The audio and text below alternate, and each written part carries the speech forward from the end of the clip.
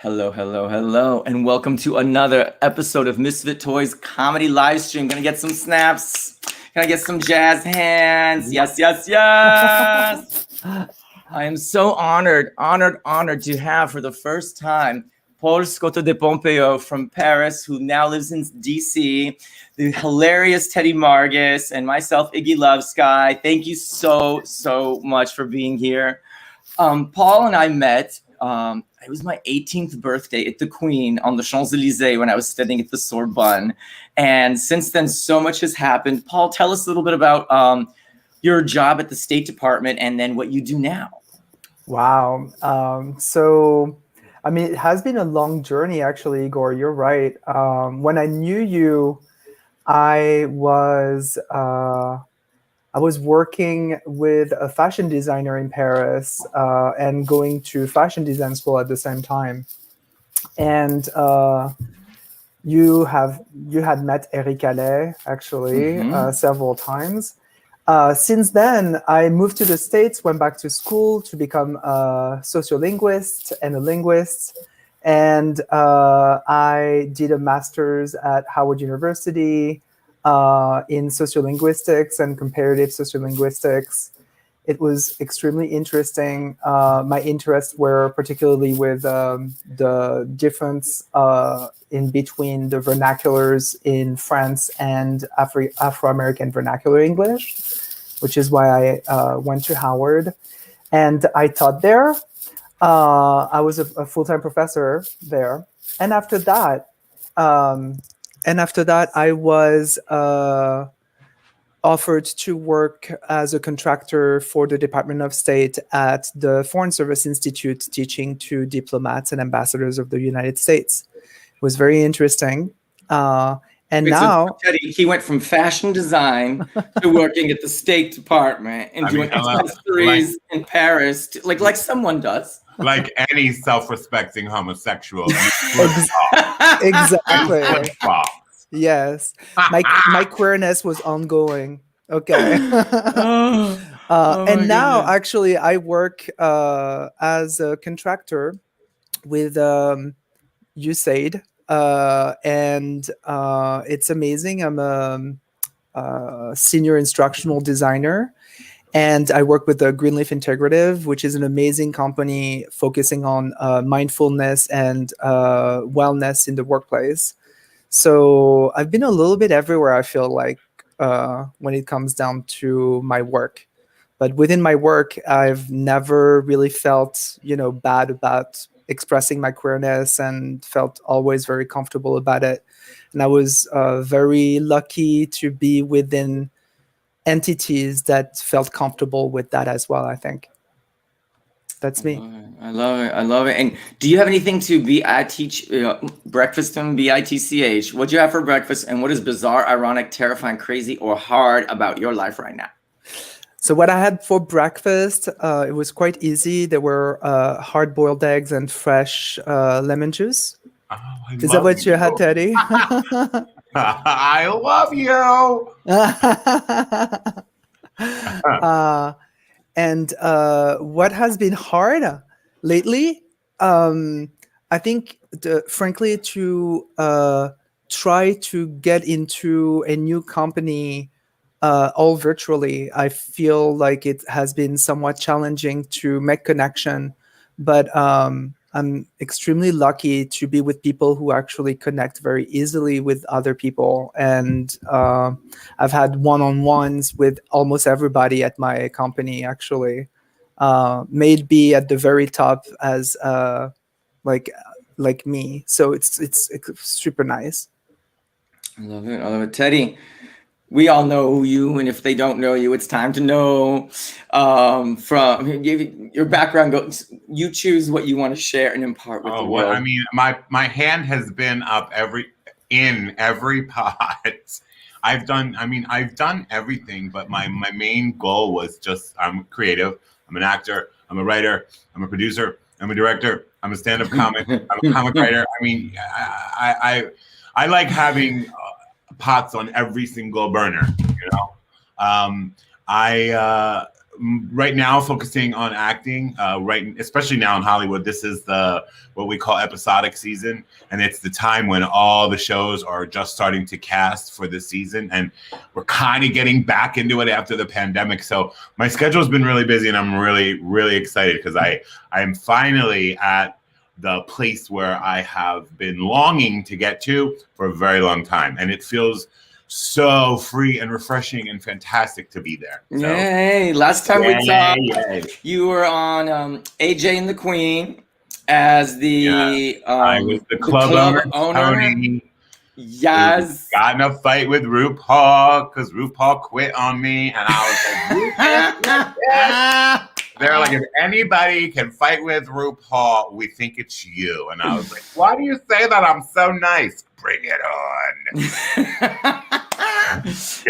And what did you breakfast and BITCH? Breakfast was, I love hard-boiled eggs.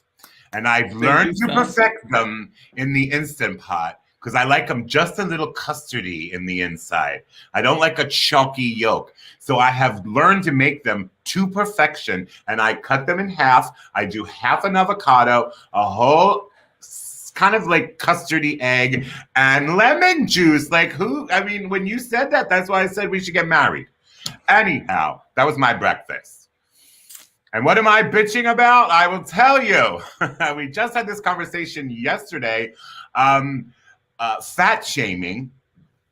I've claimed the word. Oh, let's stay claimed. I've owned the word fat. It does not offend me. It doesn't bother me. And it's so insane to me that is a quick cut to that people go to all the time when they're like angry or you've pissed them off or whatever. Like right away, like, oh, you fat, whatever. And I just had this conversation yesterday, and that really kind of pisses me off. And it doesn't piss me off because I'm offended.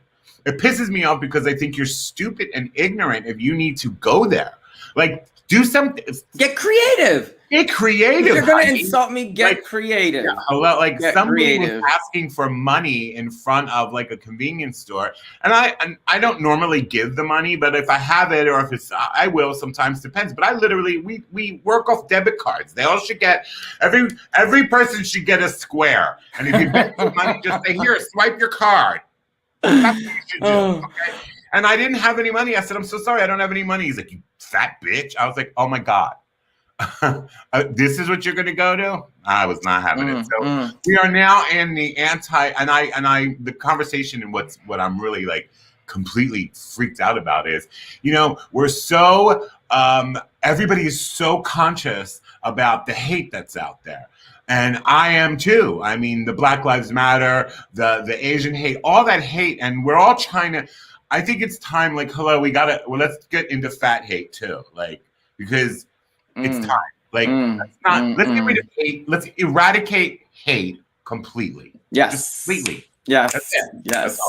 Emily Baker, she has to rewatch AJ and the Queen. It's also her birthday. Paul, in French. Joyeux anniversaire. Il fallait chanter. Hein. Happy birthday, Emily. Yes. Want it in Greek? Let's do it in Greek. Να έχεις χρόνια πολλά και μεγάλη χαρά. С днем рождения тебе. Joyeux anniversaire. Feliz cumpleaños. International, Emily, we love you. Yeah. We love you. We got Ray, who is our favorite super fan, tuning in from Wales. Yes. We love you. He had scrambled eggs on toast. I love that too. How much do you love eggs? Eggs are just. Oh my gosh. I love them too. Definitely. Can I be honest with both? Oh my gosh. I had a White Claw and Sour Patch Kids for breakfast. Ew.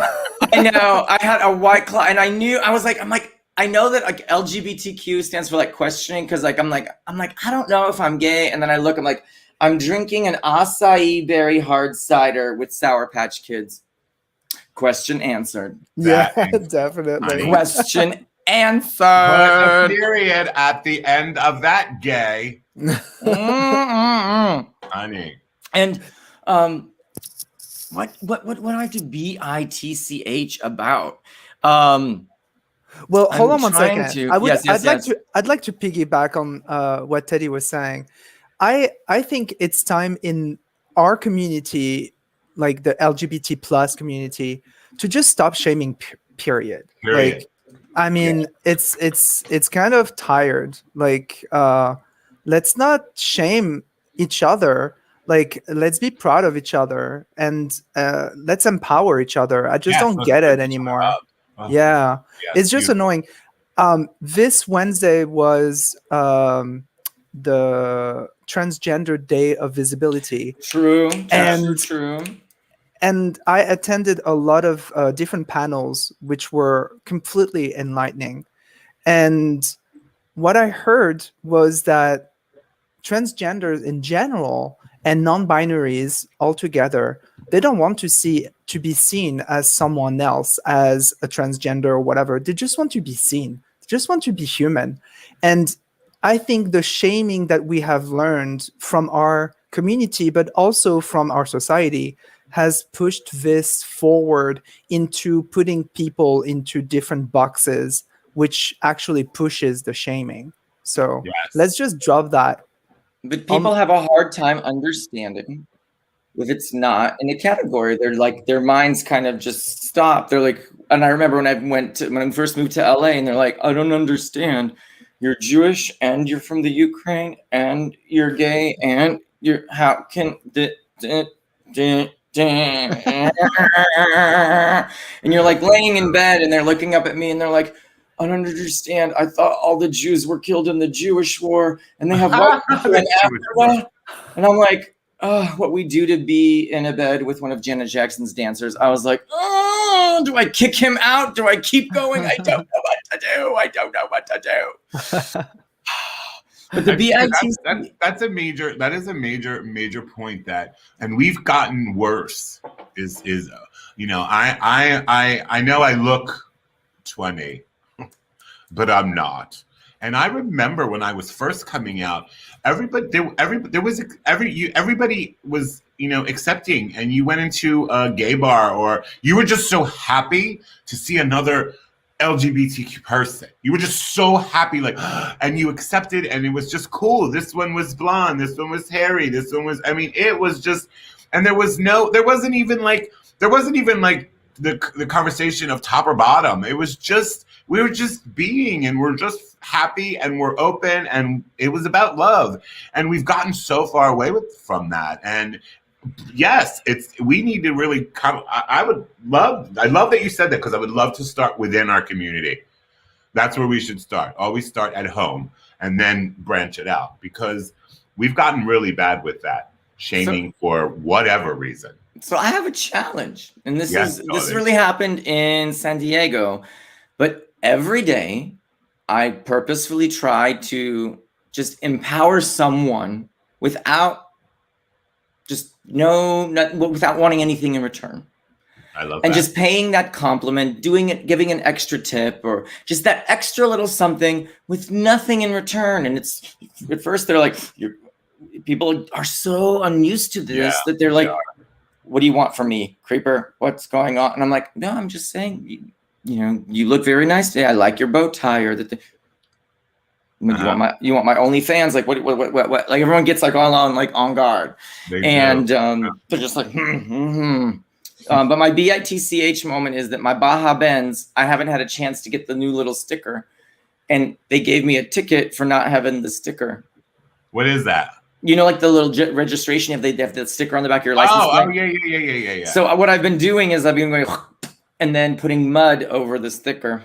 You do that really well. and I throw dirt up on it, and I cover it with mud. But then it rained or whatever. It got moist, and then it dribbled. And then they gave me a fine. And I'm like, oh, now I'm gonna go get my emissions. How much was the fine? It was like $60. That's not the point. It was just like, come on. I'm curious. Forgive me. I'm in my Palm Springs wear. Yes. So we have so many, like, I'd love to hear about the journey that we've all been on. Mine started at, coming from communist Russia to America, studied very hard because many of you heard it. My mother raised me with the carrot and the stick. She ate carrot and then she beat me with stick. And then if I didn't get points, she put rusty nail in the stick and she threatened me with tetanus. And then in America, you have choices, tetanus or do your homework. And that fear of tetanus got me a scholarship to Georgetown, which then led me to the Sorbonne where I met Paul, and boom, everything started moving forward. And I did, at the same time, I launched a fashion line and a clothing company that Paul helped me release in Paris, which was amazing. And I was doing costumes. And of course, Mama Nina was like, you did not study to go to Georgetown to be a pant maker. You're supposed to be diplomat, not measuring inseams. But I had this battle between creativity and expressing myself creatively and fulfilling my need to pay the bills. And I know, Paul, you're an amazing artist. You draw, you're so creative, and yet you've had to kind of balance one over the other. How have you bridged that gap between that need to feed your creative soul and then the need to, and what you're also very good at is educating? Have you been able to bridge that? Do you miss being creative? Because for a lot of artists, they can't find success in the sense that the double S's with dollar signs, that their inspiration feeds them and puts a roof over their head and gives them clothing. So tell me, how have you bridged that? Have you bridged that? Has that been a challenge for you? It's a really good question. It has not been a challenge because in order to be a good educator or a good instructor, you have to be extremely creative because the people who are in front of you have different learning styles. You have to cater to their style in order to transmit the knowledge. So the creativity that I have is not in creating art anymore. It's in creating different pathways that can touch as many people as I can with the knowledge that I'm supposed to be transmitting. I think the thing that I do not miss whatsoever from the fashion industry and from this creative part, which was so big for me when I was younger, is the ego that gets into the creation of your art. I think that you have to create with that being humble, and your ego takes over. And very often for that, the end of the tunnel is to be famous and to be recognized and whatever it is.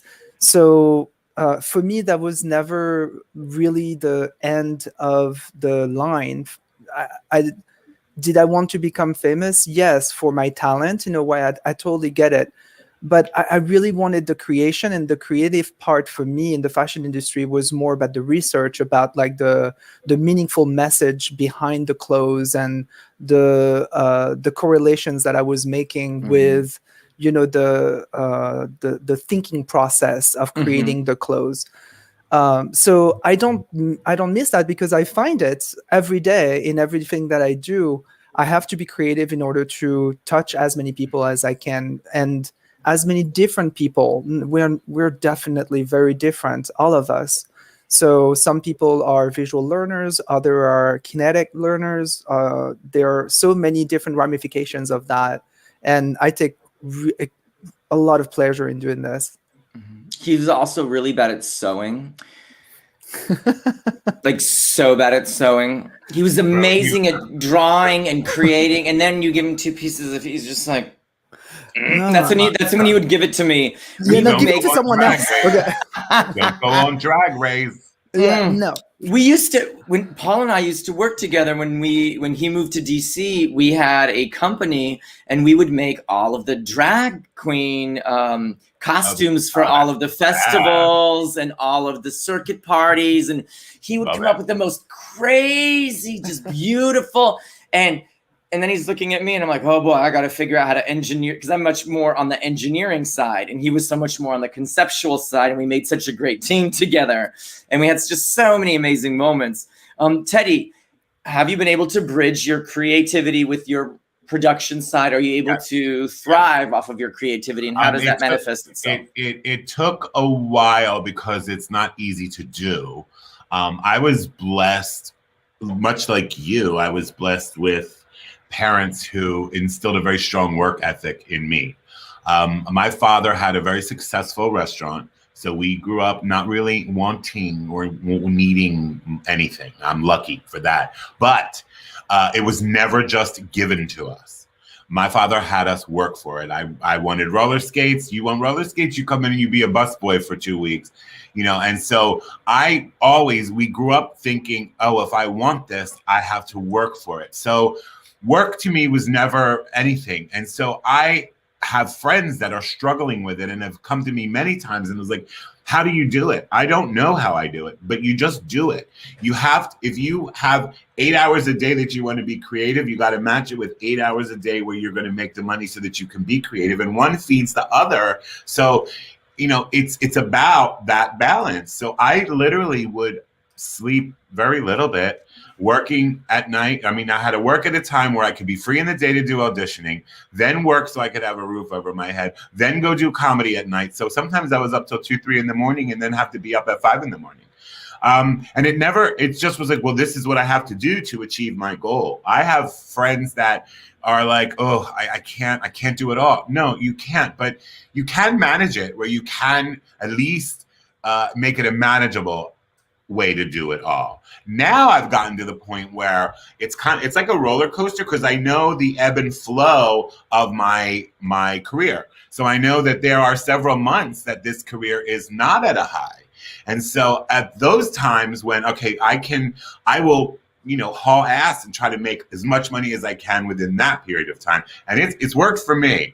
But I also think even if you could apply creativity to anything that you do, whether you're a school teacher, whether you're a fashion designer, well, fashion designer is creative, but people are like, oh, I hate my office job. Don't hate your office job. Find something creative within your office job.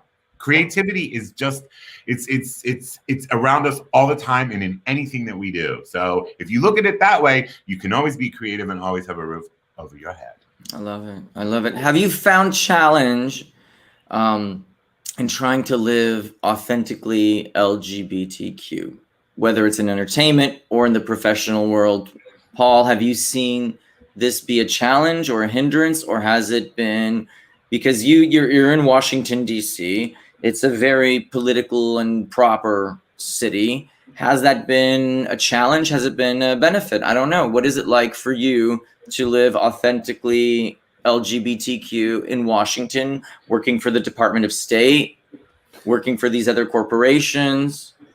So I don't work for DOS anymore, but to be frank, actually, I think DC is a very gay city. It's a very queer friendly city. That DuPont circle. Yeah, but no, I've not really found a challenge here in DC. I think when I grew up, it was a little bit more challenging, not with my family, but I would love for you to explain what it means, because people think it's gay Paris. Yeah, I have never felt so terrified or in danger for being gay in the streets of gay Paris. I've never been attacked so many times, and I remember there were times where you and I were physically attacked and knives were pulled on us just because we were holding hands. Could you break that moment down? Because so many people don't realize that gay Paris is not that gay. Yeah, I think it is gay, but people are a little bit more, quick to get into a fist fight, much more than I think in the United States for some reason. And very often, when I say I'm from Paris, people are like, "Oh my God, so chic." I grew up on the east side of Paris. I was born in the 18th. Which is kind of rough. And I grew up in an even rougher neighborhoods in subsidized housing. And C'est le fin de RER, comment s'appelle in Val de Fontenay. Val de Fontenay. Yes. And so in the 94, and so even though I grew up in a family which was extremely accepting, I never really had to come out to them. It was kind of seamless. And the circle of my family had gay friends, and it was completely fine. But later on, I had to, come out to my friends, and I had to come out in an environment where I was a minority and a double minority. I had to come out to all my friends who were Muslim, for example, and it was a little rough. And so when I moved into Paris proper later on in my life, I also realized that most of the people who stay up late, they're usually in in the city of Paris, hanging out, but they're not from Paris, they're from the suburbs. Mm-hmm. And they're just trying to look for something to do. And why not fight? And why not fight with someone who is obviously queer, because they're probably going to win? This is the logic behind it. And Igor, you're right. I mean, I remember an instance where we were coming back to your place and we were holding hands, and all of a sudden, like 4 kids or whatever, like jumped on us with a knife. And I was like, wow. And if you remember correctly, I had... Let me break this down. This is so, oh my God. So they show up, and this is the worst part of speaking a language, because when you're American in Paris and you don't speak French, you don't know what they're saying. But like, I understand what they're saying, and they have all these derogatory things. And I look over, and he's wearing this kind of a Kelly green Lacoste jumpsuit. And then he's like, hey, attends, PD, and then he unzips his fanny pack to take out a switchblade. I've never seen a gangster unzip a matching coordinated fanny pack that was Kelly green that matched his whole thing. And he's like, zip! And I'm laughing, and Paul's like, this isn't a joke. And I'm like, he just put a switchblade out of his fanny pack, is trying to... And they didn't want her wallet. They didn't want money. They just were bored. And I'm like, in America, at least if I get mugged, it's for a reason. You're just bored. Like, that to me blew my mind. I'm like, you don't want money? They were just bored. I couldn't believe it. I've never been assaulted I've never been gay bashed except for in Paris. Yeah, I'm sorry. It was not your fault, darling. They were gay. Hello. Yeah. That was internalized homophobia at its finest. And I'm sorry, but the French, I don't want to say the French across the board, but I never, the word anti-Semitic, where they're anti-Jewish. I would go to parties with Paul and my other Jewish friend, Karen, and they would scrunch up money and they would throw it into the middle of the room, and they would just count how long it would take for the Jews to go and pick it up. Really? They would throw money, and there'd be like $10 in francs in the middle of the room. How did you hold back, honey? I'm not Jewish. No, because I'm sitting there and I'm like looking at it and I'm like, pride. But see, I knew if I waited, they would throw more money in the longer we waited. So I was like, let me wait, $10. And I go, and as soon as I grabbed it, they would all be like, Hanukkah, Hanukkah, Hanukkah, Hanukkah. I'm like, it's Passover, it's not Hanukkah. But I had no, but I never experienced anything like it until I have to explain this just to give context. What is it? The French sense of humor, if you can call that a sense of humor, is actually very gritty. It's very mocking. And so we have this long line of pseudo comedians, and they're actually very famous, who actually make fun of minorities and other people by being extremely right. So it's somewhat, I mean, I don't want to say it's normal, but it's completely common money to make very offensive jokes, and people are like, oh my God, yeah, it's funny. And I'm like, no, it's not. It's offensive. Like, you know, I don't get it. Like, it's just sad. But and this was a big group of gay guys too. Okay. I mean, but like, at least I can respect racism, and when it's in my face. I've tend to. This is, again, I'm not trying to, you know, stereotype, but in America, especially on the coastal elite, they keep their racism for the private. Like, they pretend to be so accepting on the outside, but as soon as the doors close, girl, at least in France, a lot of times in New York too, they're just like, I hate you, up front in your face. But then there's a lot of kind of like, would you agree, Teddy, with this? Has that been your experience? You know, it's. I don't know if I agree with that 100%, but let's talk about it. No, I think what threw me off was you said I can respect that.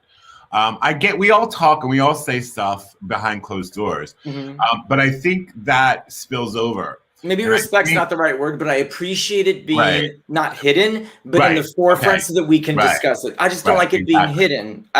Respect's not the right word, but so, I prefer to have it out in the open. In your face, again, like I said about fat shaming. You know, I've owned the word fat. I don't have a problem with it, but you call me fat, okay. I just think you're ignorant, but whatever. But what I would like to get to the point of place of is, let's just stop it even behind closed doors, because I'm guilty of that too. Let's just stop that, because it spills over, and who you're speaking to, you don't know where they're going to go with it or how they're. So it just has to just stop altogether. Period. Privately as well. So. And have you, Teddy, found being authentically yourself, unapologetically authentic, and LGBTQ, has it been a challenge, or now have you seen a change in entertainment?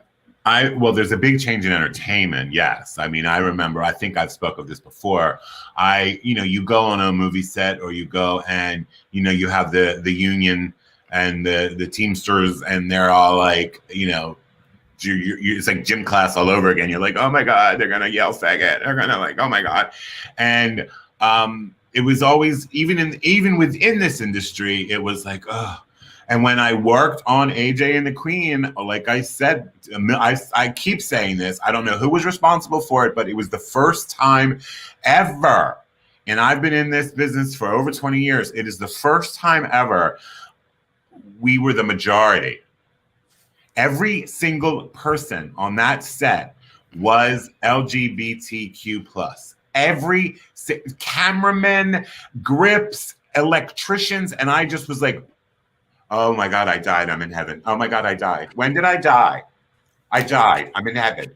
It was so great. And I was so grateful and thankful for that. But I also, once again, I was raised by my father, Greek immigrant. We were raised with more of a European sense, where whatever the child wanted to be, or whatever the child, my parents had a mentality of, let's guide that child. Oh, he's really good at playing the piano. Should we push him in that direction? Like, so it wasn't like, you're going to do this and you're going to do this. It was, if it made us happy, we were able to do it. So they instilled in me a confidence that when I would walk down the street, plus the fact that I'm built like a linebacker, that didn't hurt either. I mean, people would like cross the street when I was walking. Little did they know I'm walking like, girl, she working in town, girl, bitch, cause yeah. But then they're like, wait a minute, is he a linebacker? Wait a minute. So, but it's I walked with an air of, yeah, come at me. So I never had to. I may have toned it down, I may have pulled it back, but I never had to suppress. And I know I'm super lucky for that. I know I am. So I love it. Do you have any Paisley today?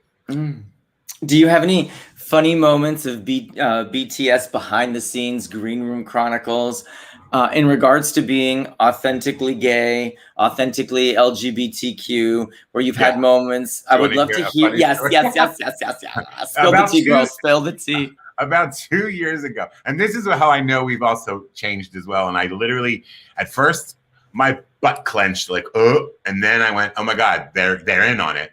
I was for a while there cast over and over and over again as like mafia types. Okay, I get it. What I look like, I get it. I'm a mafia type. I gotta come in. You're the bouncer. You're the mafia type. Okay, I was on Lethal Weapon, and I was doing my lines, and every time they yelled cut, I was stabbed in the neck with a fork, right? And I had to literally faint. But they made it very comfortable for me to do so. They put all these mattress pads down. So I would go, ugh, when I got stabbed. Okay. And every time they yelled cut, I'd go, girl.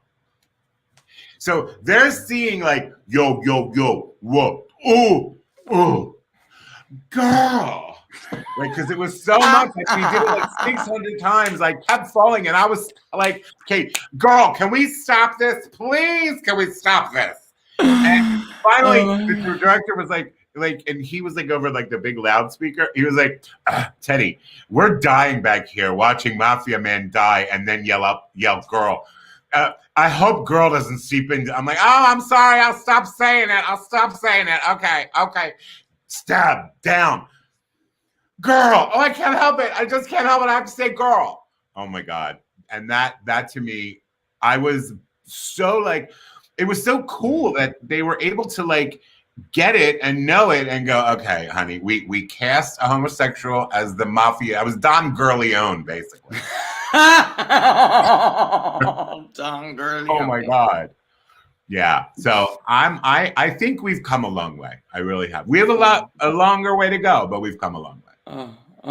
Paula, did you have any fun BTS water cooler or just in general moments of just, I don't know, they were bizarre, ironic, terrifying, crazy, or hard? They were behind the scenes. So they're not as funny as Teddy's, okay, I have to say. But I think that there were a couple of times where I was in situations that were extremely serious, like you have to handle diplomatic level, like international things, and all of a sudden everybody breaks the room. You go out and people are talking to you and they're all like, oh, so you're his boyfriend. Oh, you're his boyfriend. Oh, he's his boyfriend. And everybody gets connected like this. So there are groups, for foreign service officers that are LGBT groups, and everyone they all seem to know each other one way or another. So it's kind of funny, I think. And there's another behind the scene that happened to me when I was a professor in college. I also happened to be a mentor for a lot of students. And one day, this girl comes to me, and she tells me that she's very happy to be at Howard University, that she's learning a lot of things, and she's learning how to be unapologetic about the fact that she is African American, and that she is learning that she doesn't have to be apologetic about the fact that she's queer. And finally, she tells me, I also don't have to feel ashamed nor feel apologetic about being trans. And so we started to talk, together, and she had not started her therapy, her hormone therapy. And it seemed that I seemed to have understood that her family was supportive, but, without the means that, that could support her transition, particularly with hormones. And so the behind the scene is that I made an appointment for her at the Whitman Walker Clinic in DC. And we went together, to actually fill out all the paperwork and everything. And this was a great moment for me, because she actually taught me how to be unapologetically gay and queer, and not feel, I'm like, if this young girl can do all of this and she's so young, why should I feel any different? Like, okay. So she, very often in mentor-mentee and mentee-mentor relationship, you learn, it's kind of like a relationship where both parties learn. And this was so meaningful to me. I really enjoyed that. Wow. That's so interesting that we find inspiration from those that have, like, you're like, how would you, I'm trying to distill it down and to articulate that someone who has so much more to, I don't want to say lose, or their hill is steeper. Here you find someone whose hill is steeper, but yet they're pushing that boulder up, up, up with more momentum. And you're looking at your hill, and it's not even at that incline. You're like, what? And it motivates you to push it even harder. And when you see that happening, that's so amazing. That is so amazing. That's fantastic. I love it. I love it. I love it. If we're looking at how to move forward, what would be some ideas on how do we create this acceptance, this understanding, a space for unapologetic authenticity? How do we do this? I know RuPaul has done it through not only the show RuPaul's Drag Race, but also bringing in the gaffers, the DPs, the staff that surrounds the show, not just the actual actors, and creating that space. What are some ideas that you have, Paul or Teddy? Please. I say this, like, this is what I never used to do, and I started to do it. It's speak up. If you see something, say something. Don't let him get away with. Be unapologetically gay. Just be that.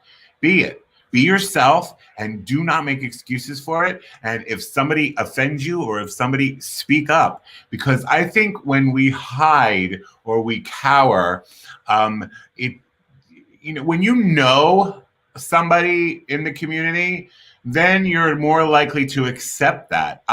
Growing up, it was just, I never ever even thought twice about faking it, getting excited if I saw a girl that, I'll say that she turns me on, or she's my girlfriend. I kind of never did that. And I learned that, look, they will love you or they will hate you no matter what. People either love you or hate you. That's it.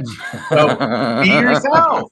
Be yourself, speak up, and if you see something, say something. I've always said to friends of mine who they were taking classes to lose their sibilant S because they spoke like this, and I was like, don't. One day you will be paid a lot of money to be like that. Look at Leslie Jordan. Leslie Jordan was a short, queenie man, and he didn't ever compromise.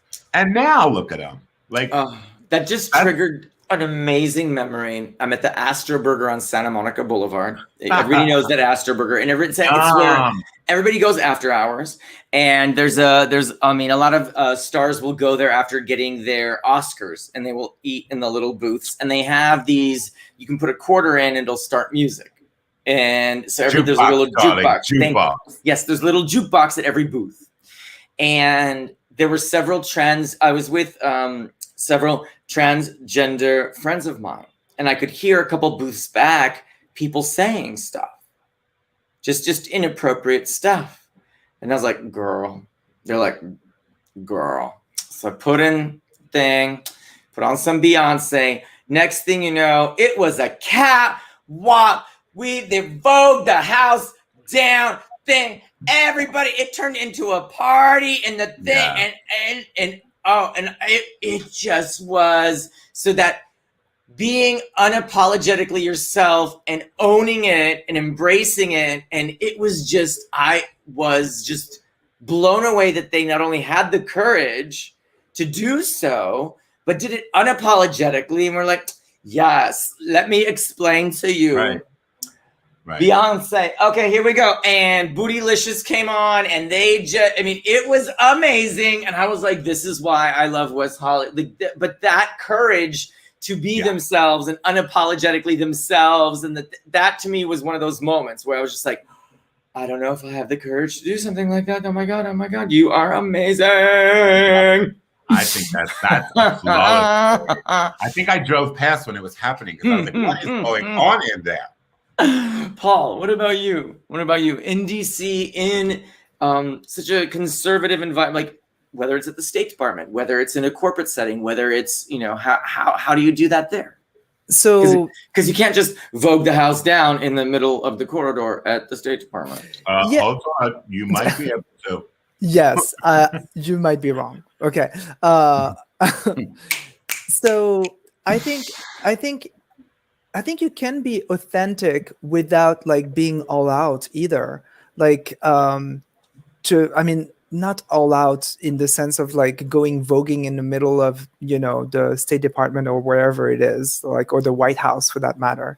But here, I think you should be able to own your own mask in a particular setting. So, you know, we all wear social masks. It's completely fine. Now, you can be authentic in that mask, but understand the type of, you know, jargon that you're supposed to be using, or the register of language that you're supposed to be using, and fit in professionally, and fit in as well in your personal life. I'm sure that if you have some, you know, cisgender straight friends or whatever, you're not going to use the same lingo because they're probably not going to be understanding what you're saying. So you can be yourself with different masks. So that's how I navigate, to be frank. I'm always very true about myself. I'm very true about the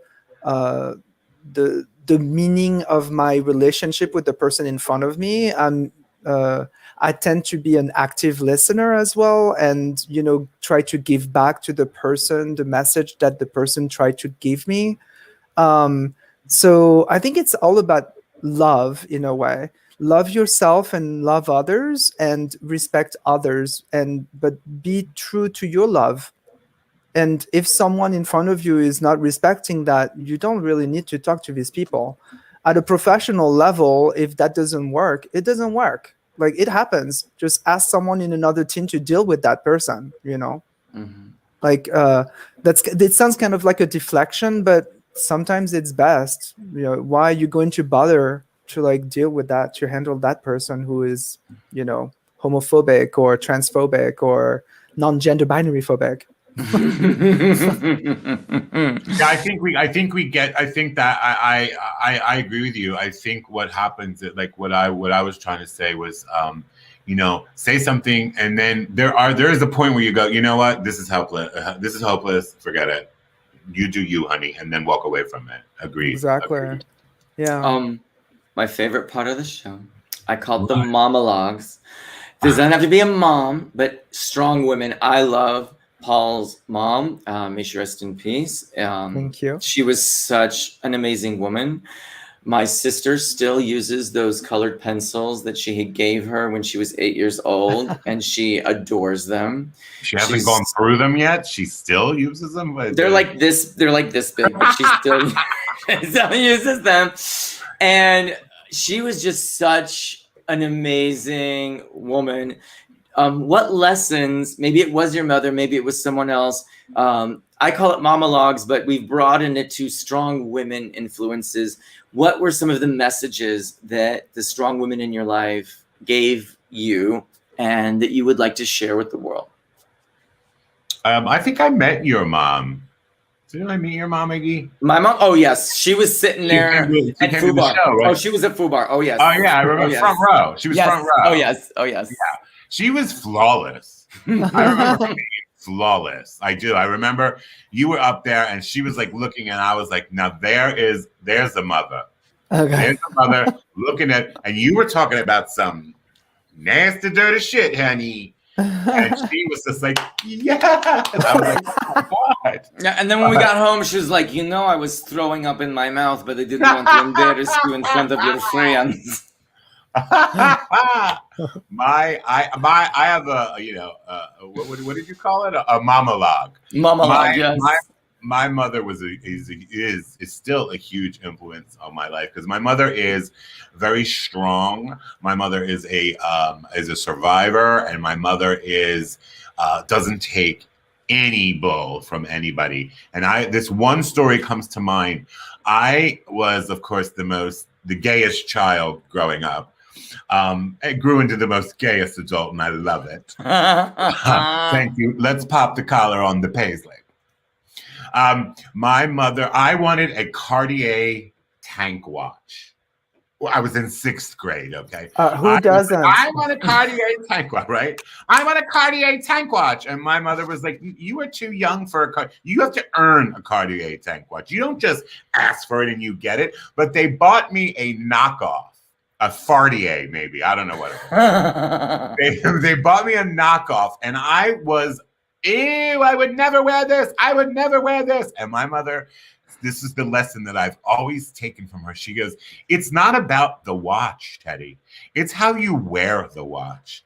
You mark my words. If you wear that with pride and with respect and with your head held high, people are going to love it. And I was like, ugh. So, but I did, and I cannot tell you. The only reason why I wanted the watch was because there's all the little Greek kids, they all had one. Their dads were like restaurant owners, making money, throwing money away, throwing it on their kids, and they all came up to me and were like, "Of course, you have a real one. Ours are fake." And I was like, "Oh my God!" Like theirs were fake. And I thought they were real. Now they think mine's real. Oh my God. I have carried that.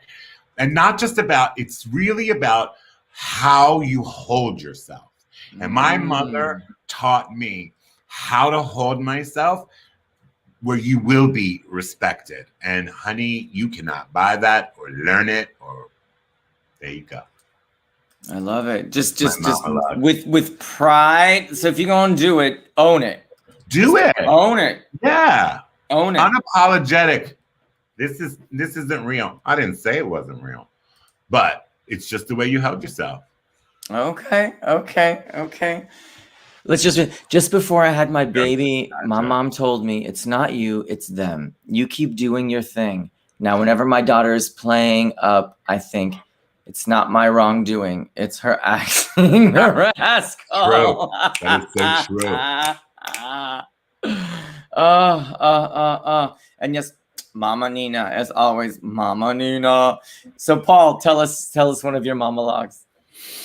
Well, I have so many because my mom was quite a character.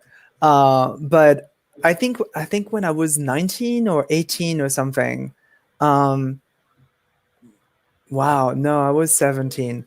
Okay, so when I was 17, there was this in France. There was this video clip that got very, very popular of this group of 3 drag queens who were kind of outrageous. And one day we're watching one of these variety shows on TV with my mom and my grandmother, and one of the drag queens was wearing this amazing tight stretch skirt that I completely died for.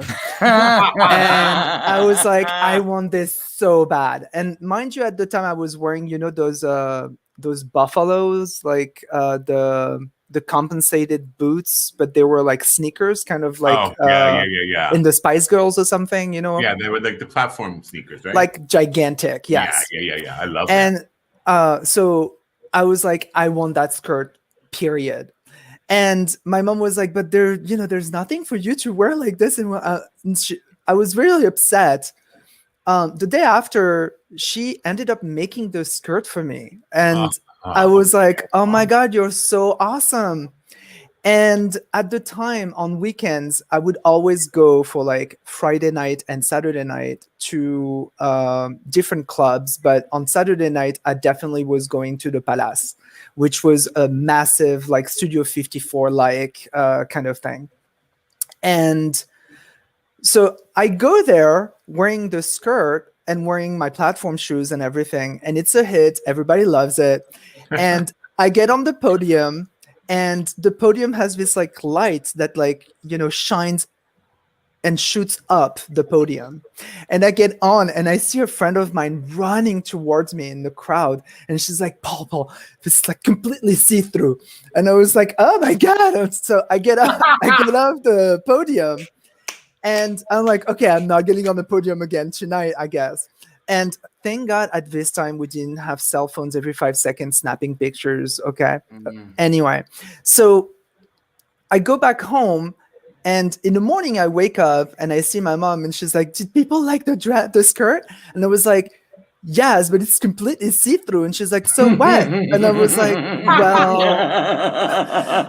like, well, like everybody could see everything. And she's like, but aren't you proud of your body? Like, I was like, well, oh my God, I love her. Yeah, I am. Nonetheless, I'm not supposed to be like nude in front of these other people. And she's like, we're nude almost all the time at home. Why are you bothering? Like, so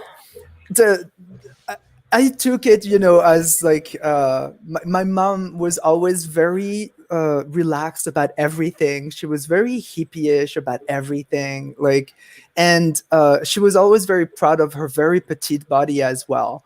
So that's what I got from her. I'm like, just be proud of what you look like, whatever you look like. It doesn't really matter. And I loved her for that, and I love her for that still. I love it. One lesson that the Mama Nina, this one's a hard for me, but we had some contractors working on the resort that we built down in Baja, and one of the carpenters stole over $1,000 out of her purse. Oh, wow. And without batting an eye, she's like, is my passport there? Well, it's a gift to the poor. Oh my God, that's a great attitude if you could cultivate it. She was like, that is a gift to the poor.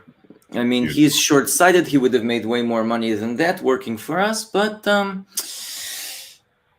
it's a gift to the poor. And I'm like, and just without batting an eye, that's a gift to the poor.